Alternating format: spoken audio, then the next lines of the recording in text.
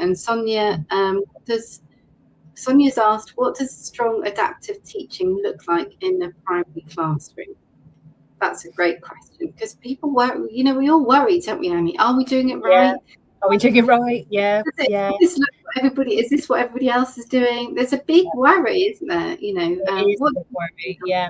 And I think sometimes, we're the victims of our own success, because we've got so many teachers who are great at this, sharing this information, sharing their techniques and their strategies, and there are loads to choose from. You could spend a day talking about the different things that you've done that worked with some children, not worked with others, and those kinds of things. And in some ways, it's my favorite thing about teaching, is that one size doesn't fit all, but it is also a real challenge, when you have a diverse group of children with different needs.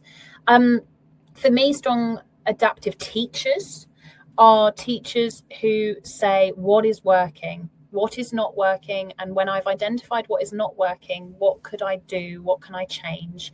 How can I, potentially, fill a gap or make this a more supportive environment, or something, making this work.